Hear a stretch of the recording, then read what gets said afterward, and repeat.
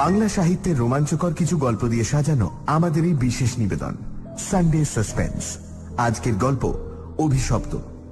রচনা বিভূতিভূষণ বন্দ্যোপাধ্যায়। বিভূতিভূষণ জন্মেছিলেন 1894 সালের 12 সেপ্টেম্বর।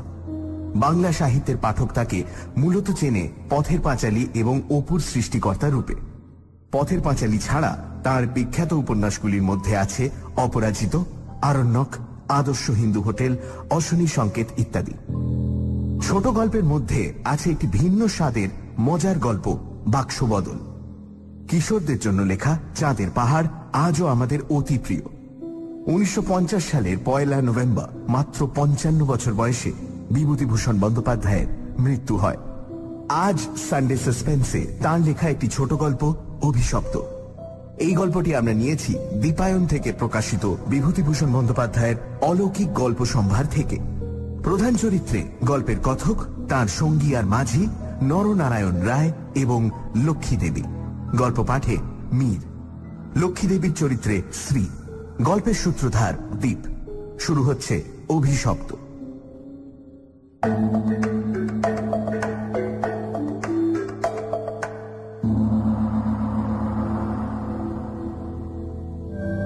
আমার জীবনে সেই একটা অদ্ভুত ব্যাপার সেবার ঘটেছিল। বছর 3 আগেকার কথা। আমাকে বরিশালের ওধারে যেতে হয়েছিল একটা কাজে। ওই অঞ্চলের একটা গঞ্জ থেকে বেলা প্রায় 12টার সময় নৌকোয় উঠলাম। আমার সঙ্গে এক নৌকোয় বরিশালের এক ভদ্রলোক ছিলেন। গল্পে গুজবে সময় কাটতে লাগলো। সময়টা পুজোর পরেই। দিনটা মেঘলা মেঘলা, মাঝে মাঝে টিপটিপ করে বৃষ্টিও পড়তে শুরু করলো। সন্ধ্যের কিছু আগে কিন্তু আকাশটা অল্প পরিষ্কার হয়ে গেল। ভাঙা ভাঙা মেঘের মধ্যে দিয়ে চতুর্দশীর চাঁদের আলো অল্প অল্প প্রকাশ হলো। সন্ধে হবার সঙ্গে সঙ্গে আমরা বড় নদী ছেড়ে একটা খালে পড়লাম। শোনা গেল খালটা এখান থেকে আরম্ভ হয়ে নোয়াখালীর উত্তর দিয়ে একেবারে মেঘনায় মিশেছে। পূর্ববঙ্গে সেই আমার নতুন যাওয়া। চোখে কেমন সব একটু নতুন ঠেকতে লাগলো। অপরিসর খালের দুধারে বৃষ্টি স্নাত কেয়ার জঙ্গলে মেঘে আধা ঢাকা চতুর্দশীর জ্যোৎস্না ছিকছিক করছিল। মাঝে মাঝে নদীর ধারে বড় বড় মাঠ, সটি, বেত, ফার্ন গাছের বন জায়গায় জায়গায় খালের জলে ঝুঁকে পড়েছে। বাইরে একটু ঠান্ডা থাকলেও আমি ছইয়ের বাইরে বসে দেখতে দেখতে যাচ্ছিলাম। বরিশালের সে অংশটা সুন্দরবনের কাছাকাছি। ছোট ছোট খাল ও নদী চারিধারে। সমুদ্র খুব দূরে নয়, 10-15 মাইল দক্ষিণ পশ্চিমেই হাতিয়া ও সন্দ্বীপ। আরো একটু রাত হলো। খালের দুপারের নির্জন জঙ্গল অস্ফুট জ্যোৎস্নায় কেমন যেন অদ্ভুত দেখাতে লাগলো। এই অংশের লোকের বসতি একেবারেই নেই। শুধু ঘন বন আর জঙ্গলের ধারে বড় বড় হোগলা গাছ। আমার সঙ্গী বললেন, এত রাত্রে আর বাইরে থাকবেন না, আসুন ছইয়ের মধ্যে। এসব জঙ্গলে, বুঝলেন না। তারপর তিনি সুন্দরবনের নানা গল্প করতে লাগলেন।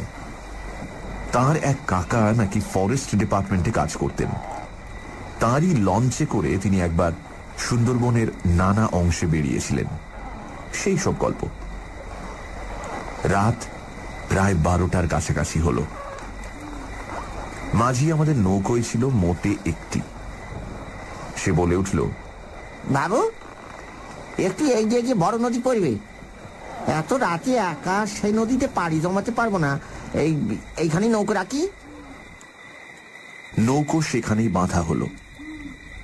এদিকে বড় বড় গাছের আড়ালে চাঁদ অস্ত গেল। দেখলাম অপ্রশস্ত খালের দুধারেই অন্ধকারে ঢাকা ঘন জঙ্গল। চারিদিকে কোনো শব্দ নেই। পতঙ্গগুলো পর্যন্ত চুপ করেছে। সঙ্গীকে বললাম, মশাই, এই তো সরু খাল। আরে, পাড় থেকে বাঘ লাফিয়ে পড়বে না তো নৌকোর উপর? সঙ্গী বললেন, না পড়লেই আশ্চর্য হব। শুনে অত্যন্ত আনন্দে ছইয়ের মধ্যে ঘেঁষে বসলাম। খানিকটা বসে থাকবার পর সঙ্গী বলল, আসুন একটু শোয়া যাক, ঘুম তো হবে না, আর ঘুমানো ঠিকও না। আসুন একটু চোখটা অন্তত বুঝে থাকি। খানিকটা চুপ করে থাকবার পর সঙ্গীকে ডাকতে গিয়ে দেখি তিনি ঘুমিয়ে পড়েছেন। মাঝিও জেগে আছে বলে মনে হলো না। ভাবলাম, তবে আমি বা কেন মিথ্যে মিথ্যে চোখ চেয়ে চেয়ে থাকি।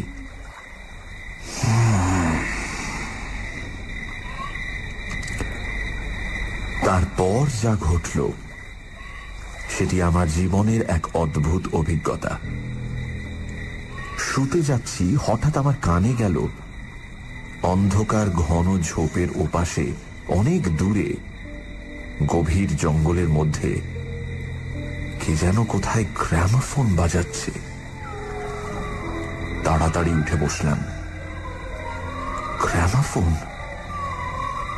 এই বনে এত রাতে গ্রামোফোন বাজাবে কে? কান পেতে শুনলাম, গ্রামোফোন না, অন্ধকার হিজল হিমতাল গাছগুলো যেখানে খুব ঘন হয়ে আছে সেখান থেকে কারা যেন উচ্চ কণ্ঠে আর্ত করুণ সুরে কি যেন বলছে। খানিকটা শুনে মনে হলো সেটা একাধিক লোকের সমবেত কণ্ঠস্বর। প্রতিবেশীর তেতলার ছাদে গ্রামোফোন বাজলে যেমন খানিকটা স্পষ্ট খানিকটা অস্পষ্ট অথচ বেশ একটা একটানা সুরের ঢেউ এসে কানে পৌঁছয়, এও অনেকটা সেইভাবে। মনে হলো যেন কতকগুলো অস্পষ্ট বাংলা ভাষার শব্দ কানে গেল, কিন্তু ধরতে পারা গেল না কথাগুলো কি। শব্দটা মাত্র মিনিট খানেক স্থায়ী হলো, তারপরই অন্ধকার বনভূমি যেমন নিস্তব্ধ ছিল আবার তেমনি নিস্তব্ধ হয়ে গেল। তাড়াতাড়ি ছইয়ের বাইরে এলাম। চারিপাশের অন্ধকার ঝিঙের বিচির মতন কালো। বনভূমি নীরব, শুধু নৌকোর তলায় ভাটার জল কলকল করে বাঁধছে, আর শেষ রাতের বাতাসে জলের ধারে কেয়া ঝোপে এক ধরনের অস্পষ্ট শব্দ হচ্ছে। পাড় থেকে দূরে হিজল গাছের কালো গুঁড়িগুলোর অন্ধকারে এক অদ্ভুত চেহারা হয়েছে। ভাবলাম সঙ্গীদের ডেকে তুলি, আবার ভাবলাম বেচারিটা ঘুমোচ্ছে, ডেকে কি হবে, তার চেয়ে বরং নিজে জেগে বসে থাকি। দাঁড়িয়ে দাঁড়িয়ে একটা সিগারেট ধরালাম, তারপর আবার ছইয়ের মধ্যে ঢুকতে যাব এমন সময় সেই অন্ধকারে ঢাকা বিশাল বনভূমির কোন অংশ থেকে সুস্পষ্ট উচ্চ আর্তকরুণ কণ্ঠের মতো তীক্ষ্ণ স্বর তীরের মতন জমাট অন্ধকারের বুক চিরে আকাশে উঠল। তোমরা কারা যাচ্ছ? আমরা শ্বাস বন্ধ হয়ে পড়লাম, আমাদের নৌকোর মাঝিটা ধর্মর করে জেগে উঠল। আমি সঙ্গীকে ডাকলাম, মশাই, ও মশাই, উঠুন উঠুন, আরে উঠুন। মাঝি আমার কাছে ঘেঁষে এলো, ভয়ে তার গলার স্বর কাঁপছিল। বললে, আল্লাহ আল্লাহ, শুনতে পেয়েছেন বাবু? শুনতে পেয়েছেন আপনি? সঙ্গী উঠে জিজ্ঞাসা করল, কি মশাই, ডাকলেন কেন? কোন জানোয়ার টানোয়ার নাকি? আমি ব্যাপারটা বললাম। তিনিও তাড়াতাড়ি ছইয়ের বাইরে এলেন। তিনজনে মিলে কান খাড়া করে রইলুম। চারিদিক আবার চুপ। ভাটার জল নৌকোর তলায় বেঁধে আগের চেয়েও জোরে শব্দ হচ্ছিল। সঙ্গী মাঝিকে জিজ্ঞেস করলেন, এটা কি তবে? মাঝি বললে, হ্যাঁ বাবু, মাই কীর্তিপাশার গড়। সঙ্গী বললে, তবে তুই এত রাতে এখানে নৌকো রাখলি কেন? বেকুব কোথাকার। মাঝি বললে, 380 বলে রেখেছিল বাবু, ভাটার টানে নৌকো পিছিয়ে দেওয়া তো জো ছিল না। কথাবার্তার ধরন শুনে সঙ্গীকে বললাম, কি মশাই, কি ব্যাপার, আপনি কিছু জানেন নাকি? ভয় যত না হোক, বিস্ময়ে আমরা কেমন হয়ে গিয়েছিলাম। সঙ্গী বললেন, ওরে তোর সে কেরোসিনের ডিবেটা জাল, আরে আলো জেলে বসে থাকা যাক, রাত তো এখনো ঢের। মাঝিকে বললাম, তুই শব্দটা শুনতে পেয়েছিলি? সে বলল, হ্যাঁ বাবু, এই আওয়াজ কানে গিয়েই তো আমার ঘুম ভেঙে গেল। আমি আরো দুবার নৌকো বেয়ে যেতে যেতে ও ডাক শুনেছি। সঙ্গী বললেন, এটা এই অঞ্চলের একটা অদ্ভুত ঘটনা। তবে এই জায়গাটা সুন্দরবনের সীমানায় বলে আর এই অঞ্চলে কোনো লোকালয় নেই বলে শুধু নৌকোর মাঝিদের কাছে এটা সুপরিচিত। এর পেছনে একটা ইতিহাস আছে, সেটা অবশ্য নৌকোর মাঝিদের পরিচিত নয়। সেইটা আপনাকে বলি, শুনুন। তারপর কেরোসিনের ডিবার আলোয় অন্ধকার বনের বুকের মধ্যে বসে সঙ্গীর মুখে কীর্তি পাশার গড়ের ইতিহাসটা শুনতে লাগলাম। 300 বছর আগের কথা। মনিম খাঁ তখন গৌড়ের সুবেদার। এই অঞ্চলে তখন 12 ভূঁইয়ার 2 প্রতাপশালী ভূঁইয়া, রাজা রামচন্দ্র রায় ও ঈসা খাঁ মসনদে আলীর খুব প্রতাপ। মেঘনার মোহনার বাহির সমুদ্র, যাকে এখন সন্দ্বীপ চ্যানেল বলে, সেখানে তখন মগ আর পর্তুগিজ জলদস্যুরা শিকারের খোঁজে ওত পেতে বসে থাকত। সে সময় এখানে এরকম জঙ্গল ছিল না। এই সমস্ত জায়গা কীর্তি রায়ের অধিকারে ছিল। এইখানে তার সুদৃঢ় দুর্গ ছিল। মগ জলদস্যুদের সঙ্গে তিনি অনেকবার লড়েছিলেন। তার অধীনে সৈন্য সামন্ত, কামান, যুদ্ধের কোষা সবই ছিল। সন্দ্বীপ তখন ছিল পর্তুগিজ জলদস্যুদের প্রধান আড্ডা। এদের আক্রমণ থেকে আত্মরক্ষা করবার জন্য এই অঞ্চলের সকল জমিদারকেই সৈন্যদল দৃঢ় করে গড়তে হতো। এ বনের পশ্চিম ধার দিয়ে তখন আরেকটা খাল বড় নদীতে পড়ত। বনের মধ্যে তার চিহ্ন এখনো আছে। কীর্তি রায় অত্যন্ত অত্যাচারী এবং দুর্ধর্ষ জমিদার ছিলেন। তার রাজ্যে এমন সুন্দর মেয়ে কমই ছিল যে তার অন্তঃপুরে একবার না ঢুকেছে। তাছাড়া তিনি নিজেও এক প্রকার জলদস্যুই ছিলেন। তার নিজের অনেকগুলো বড় ছিপ অর্থাৎ ছোট নৌকো ছিল। কীর্তি রায়ের পাশের জমিদারি ছিল কীর্তি রায়ের বন্ধুর। এরা ছিলেন চন্দ্রদ্বীপের রাজা রামচন্দ্র রায়ের পত্তনিদার। অবশ্য সে সময় অনেক পত্তনিদারের ক্ষমতা এখনকার স্বাধীন রাজাদের চেয়ে বেশি ছিল। কীর্তি রায়ের বন্ধু মারা গেলে তার তরুণ বয়স্ক পুত্র নরনারায়ণ রায় পিতার জমিদারির ভার পান। নরনারায়ণ তখন সবে যৌবনে পদার্পণ করেছেন। অত্যন্ত সুপুরুষ, বীর এবং শক্তিমান। নরনারায়ণ কীর্তি রায়ের পুত্র চঞ্চল রায়ের সমবয়সী ও বন্ধু। সেবার কীর্তি রায়ের নিমন্ত্রণে নরনারায়ণ রায় তাঁর রাজ্যে দিন কতকের জন্য বেড়াতে এলেন। চঞ্চল রায়ের তরুণী পত্নী লক্ষ্মী দেবী স্বামীর বন্ধু নরনারায়ণকে দেওরের মতন স্নেহের চোখে দেখতে লাগলেন। 2-1 দিনের মধ্যেই কিন্তু সে স্নেহের চোটে নরনারায়ণকে বিব্রত হয়ে উঠতে হল। নরনারায়ণ রায় তরুণ বয়স্ক হলেও একটু গম্ভীর প্রকৃতির। বিদ্যুৎ চঞ্চলা তরুণী বন্ধু পত্নীর ব্যঙ্গ পরিহাসে গম্ভীর প্রকৃতি নরনারায়ণের মান বাঁচিয়ে চলা দুষ্কর হয়ে পড়ল। স্নান করে উঠেছেন, মাথার পাগড়ি খুঁজে পাওয়া যায় না। নানা জায়গায় খুঁজে হয়রান হয়ে তার আশা ছেড়ে দিয়ে বসে আছেন। হঠাৎ কখন নিজের বালিশ তুলতে গিয়ে দেখেন তার নিচেই পাগড়ি চাপা আছে, যদিও এর আগেও তিনি বালিশের নিচেই খুঁজেছেন। তার প্রিয় তলোয়ারটা দুপুর থেকে বিকেলের মধ্যে 5 বার হারিয়ে গেল, আবার 5 বারই সম্পূর্ণ অপ্রত্যাশিত জায়গা থেকে খুঁজে পাওয়া গেল। পানে এমন সব জিনিসের সমাবেশ হতে লাগলো যা কোনো কালেই পানের উপকরণ নয়। বন্ধুপত্নীর সঙ্গে কিছুতেই এঁটে উঠতে না পেরে অত্যাচার জর্জরিত নরনারায়ণ রায় ঠিক করলেন তার বন্ধুর স্ত্রীটি একটু ছিটগ্রস্ত। বন্ধুর দুর্দশায় চঞ্চল রায় মনে মনে খুশি হলেও বাইরে স্ত্রীকে বললেন, দুদিনের জন্য এসেছে বেচারি, ওকে তুমি যে রকম বিব্রত করে তুলেছ ও আর কখনো এখানে আসবে না।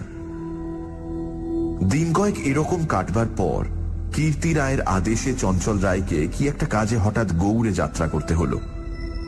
নরনারায়ণ রায়ও বন্ধুর স্ত্রী কখন যে কি করে বসে সেই ভয়ে কয়েকদিন কাটানোর পর নিজের বজরায় উঠে হাঁপ ছেড়ে বাঁচলেন। যাবার সময় লক্ষ্মী দেবী বলে দিলেন, এবার আবার যখন আসবে ভাই, এমন একটা বিশ্বাসী লোক সঙ্গে এলো যে রাত দিন তোমার জিনিসপত্র ঘরে বসে পাহারা দেবে, বুঝলে? নরনারায়ণ রায়ের বজরা রায়মঙ্গলের মোহনা ছাড়িয়ে যাবার একটু পরেই জলদস্যুদের দ্বারা আক্রান্ত হল।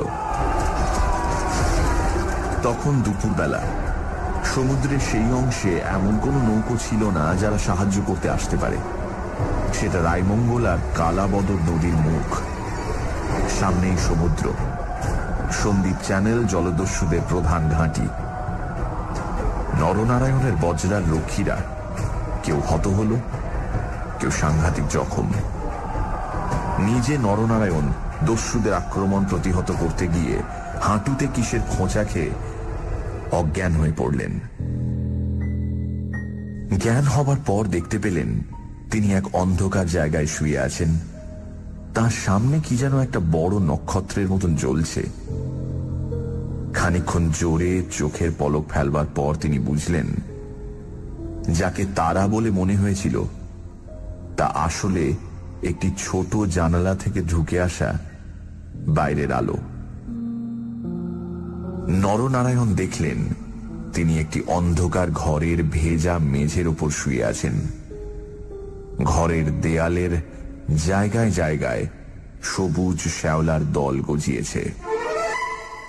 সানডে সাসপেন্স, শুধুমাত্র radio Mirchi 98.3 FM A. It's hot. শুনছেন বিভূতিভূষণ বন্দ্যোপাধ্যায়ের লেখা অভিশপ্ত। গল্পের কথক সুন্দরবনের এক অঞ্চলে কাজে এসেছেন নৌকায় করে। রাতের দিকে জঙ্গলের মধ্যে নদীর পাড় থেকে শুনলেন অদ্ভুত কিছু শব্দ। কারা যেন চিৎকার করে কিছু বলছে। মাঝি বলল এই জায়গাটার নাম কীর্তি পাশার গড়। এখানে রাতে কেউ আসে না। জায়গাটা নিয়ে একটা গল্প আছে। 300 বছর আগে এখানে কীর্তি রায় নামে এক অত্যাচারী দুর্ধর্ষ জমিদার ছিলেন। তিনি তার প্রতিবেশী জমিদারের পুত্র নরনারায়ণ রায়কে আমন্ত্রণ জানান। নরনারায়ণ রায় কিছুদিনের জন্য কীর্তি রায়ের পুত্র চঞ্চল রায়ের সঙ্গে সময় কাটাতে আসেন। চঞ্চল রায়ের স্ত্রী লক্ষ্মী দেবী নরনারায়ণকে দেওরের মতন স্নেহ করতেন, কিন্তু নানান রকম ঠাট্টা পরিহাসে তাকে অতিষ্ঠ করে তোলেন। নিমন্ত্রণ রক্ষা করে ফেরবার পথে নরনারায়ণ জলদস্যু দ্বারা আক্রান্ত হয়। যখন তার জ্ঞান হয় তখন তিনি দেখেন যে তিনি একটি অন্ধকার ঘরে বন্দী। তারপর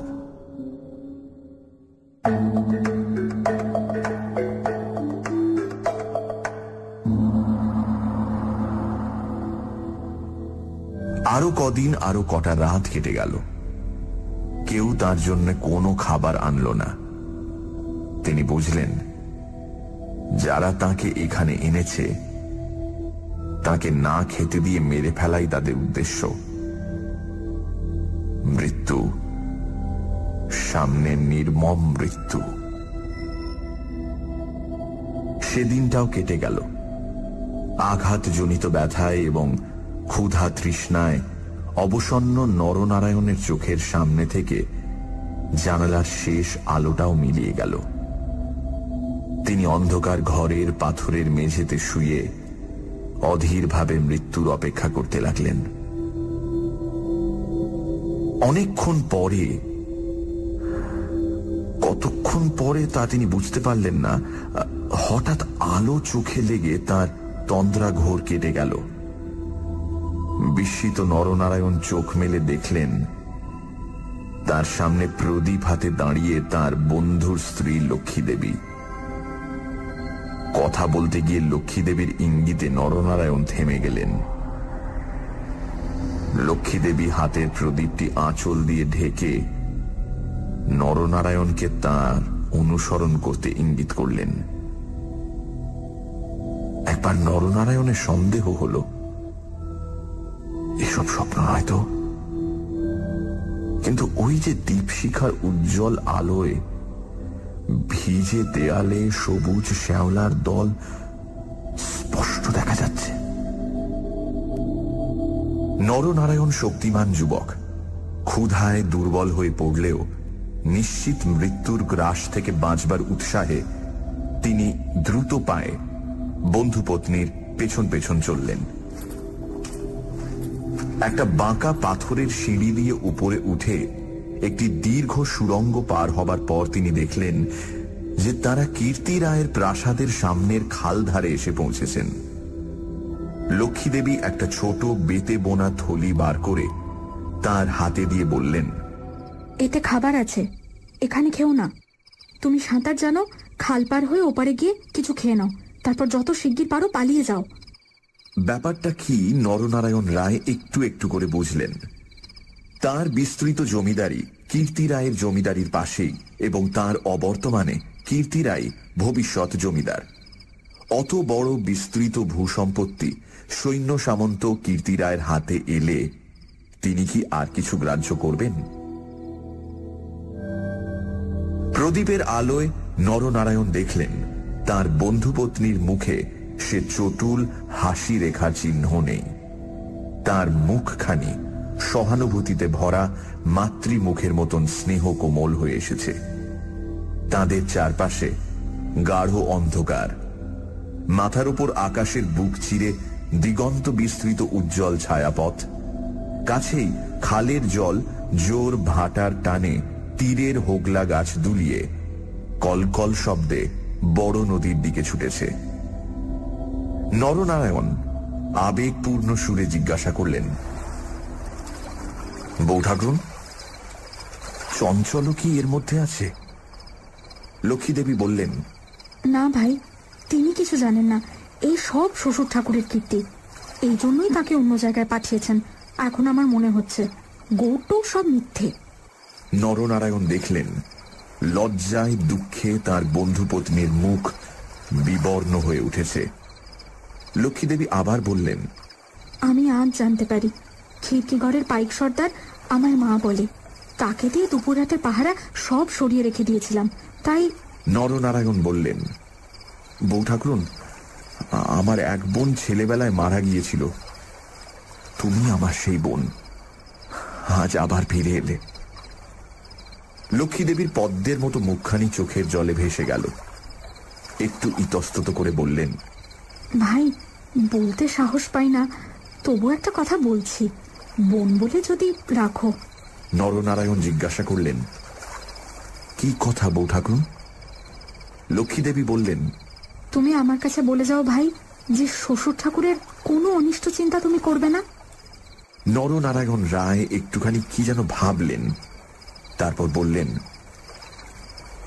তুমি আমার প্রাণ দিলে বৌঠাকুরুন, তোমার কাছে বলে যাচ্ছি, তুমি বেঁচে থাকতে আমি তোমার শ্বশুরের কোনো অনিষ্ট চিন্তা করব না। বিদায় নিতে গিয়ে নরনারায়ণ একবার জিজ্ঞাসা করলেন, বৌঠাকুরুন, তুমি ফিরে যেতে পারবে তো? লক্ষ্মী দেবী বললেন, আমি ঠিক যাব, তুমি কিন্তু যত দূর পারো সাঁতরে গিয়ে তারপর ডাঙে উঠে চলে যেও। নরনারায়ণ রায় সেই ঘন কৃষ্ণ অন্ধকারের মধ্যে নিঃশব্দে খালের জলে পড়ে মিলিয়ে গেলেন। লক্ষ্মী দেবীর প্রদীপটা অনেকক্ষণ বাতাসে নিভে গিয়েছিল। তিনি অন্ধকারের মধ্যে দিয়ে শ্বশুরের গড়ের দিকে ফিরলেন। একটু দূরে গিয়েই তিনি দেখতে পেলেন পাশের ছোট খালটায় দুখানা ছিপ মশালের আলোয় সজ্জিত হচ্ছে। ভয়ে তার বুকের রক্ত জমে গেল। সর্বনাশ! এরা কি তবে জানতে পেরেছে? দ্রুত পায়ে অগ্রসর হয়ে গুপ্ত সুড়ঙ্গের মুখে এসে তিনি দেখলেন সুড়ঙ্গের পথ খোলাই আছে। তিনি তাড়াতাড়ি সুড়ঙ্গের মধ্যে ঢুকে পড়লেন। কীর্তি রায় বুঝতেন নিজের হাতের আঙুলও যদি বিষাক্ত হয়ে ওঠে তো তাকে কেটে ফেলাই সমস্ত শরীরের পক্ষে মঙ্গল। পরদিন আবার দিনের আলো ফুটে উঠল, কিন্তু লক্ষ্মী দেবীকে আর কোনো দিন কেউ দেখেনি। রাতের হিংস্র অন্ধকার তাকে গ্রাস করে ফেলেছিল।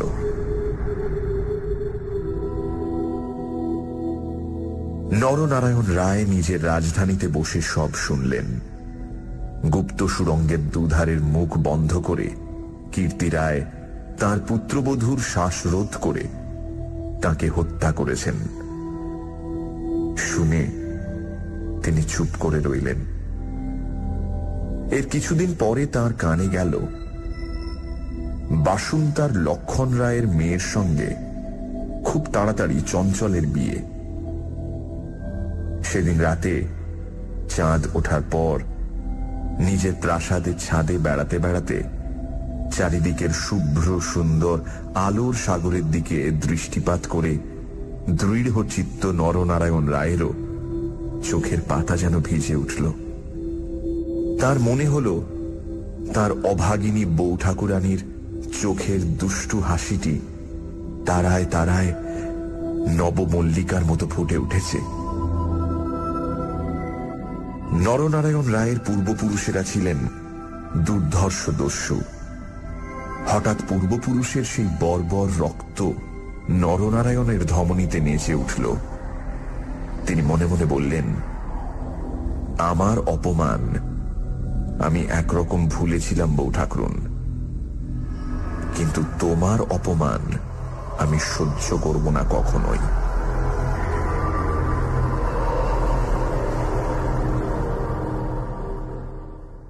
কিছুদিন কেটে গেল। তারপর একদিন এক শীতের ভোর রাতের কুয়াশা কেটে যাওয়ার সঙ্গে সঙ্গে দেখা গেল কীর্তি রায়ের গড়ের খালের মুখ ছিপে সুলুপে জাহাজে ভরে গিয়েছে। তোপের আওয়াজে কীর্তি রায়ের প্রাসাদ দুর্গের ভিত ঘন ঘন কেঁপে উঠতে লাগল। কীর্তি রায় শুনলেন আক্রমণকারী নরনারায়ণ রায়, সঙ্গে দুরন্ত পর্তুগিজ জলদস্যু সেবাস্টিও গঞ্জালেস। উভয়ের সম্মিলিত বহরের 40খানা কোষা খালের মুখে চড়াও হয়েছে। পুরো বহরের বাকি অংশ বাইরের নদীতে দাঁড়িয়ে। এই আক্রমণের জন্য কীর্তি রায় আগে থেকে প্রস্তুত ছিলেন। কেবল প্রস্তুত ছিলেন না, নরনারায়ণের সঙ্গে গঞ্জালেসের যোগদানের জন্য। এই কীর্তি রায়ের কাছে সম্পূর্ণ অপ্রত্যাশিত ঘটনা। তাহলেও কীর্তি রায়ের গড় থেকেও তোপ চলল। গঞ্জালেস সুদক্ষ নৌবীর। তার পরিচালনে 10খানা সুলুপ চড়া ঘুরে গড়ের পাশের ছোট খালে ঢুকতে গিয়ে কীর্তি রায়ের নৌবাহিনীর এক অংশ দ্বারা বাধা প্রাপ্ত হল।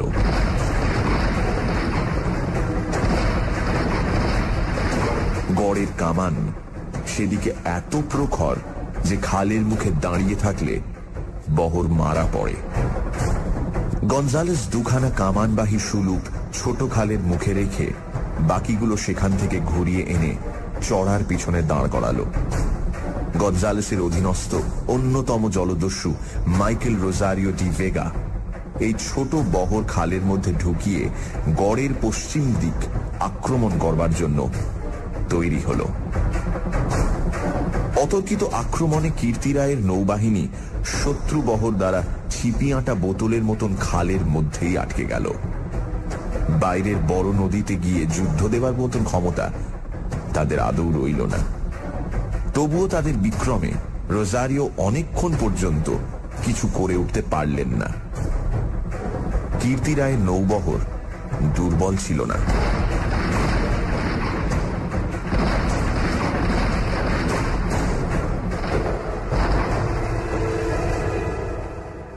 বিকেলের দিকে রোজারিওর কামানের মুখে গড়ের পশ্চিম দিকটা একেবারে হুমড়ি খেয়ে পড়ে গেল। নরনারায়ণ রায় দেখলেন প্রায় 30খানা কোষা জখম অবস্থায় খালের মুখে পড়ে।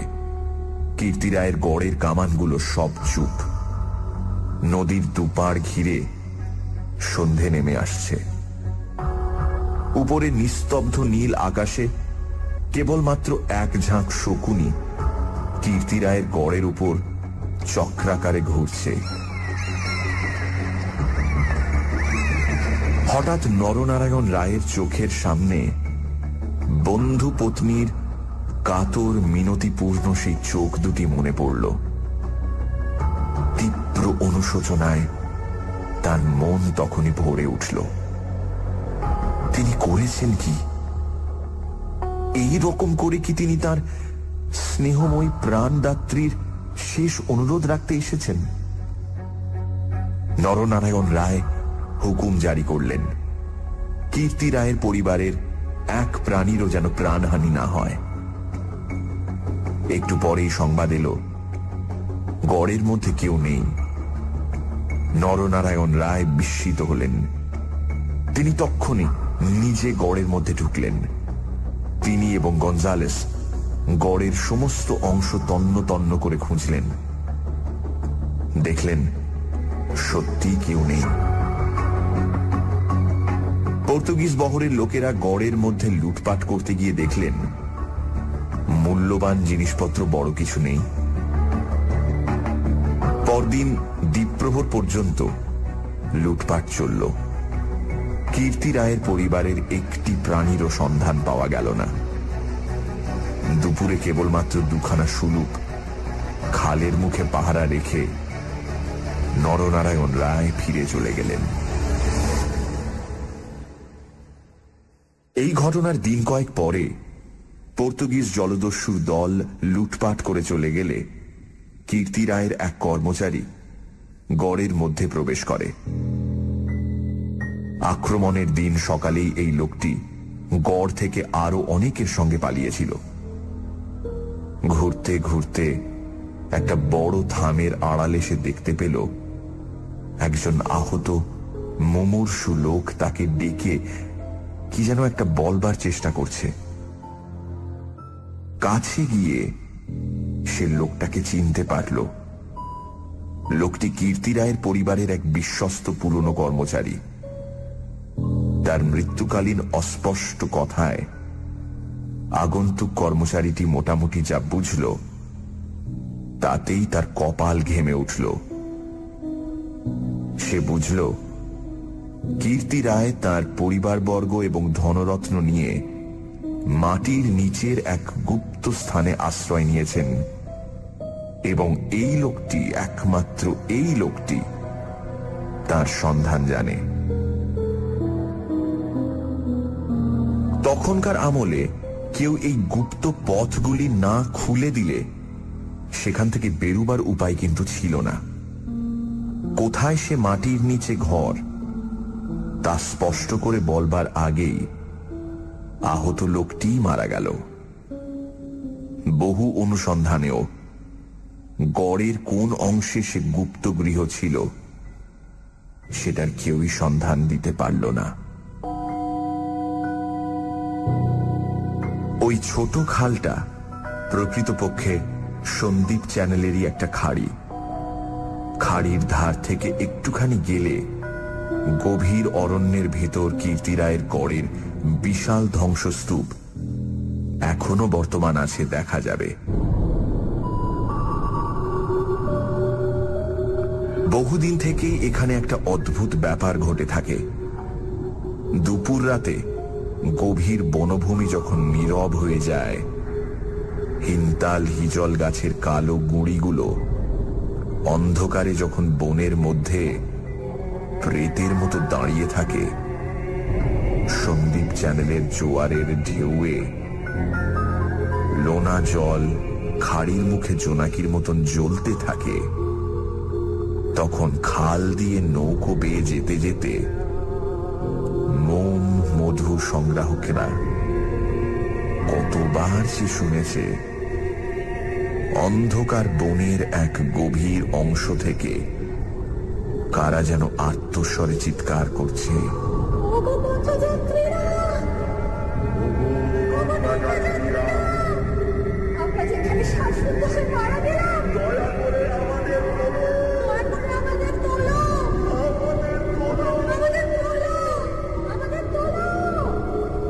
ভয়ে বেশি রাতে এ পথে কেউ নৌকা বাইতে চায় না।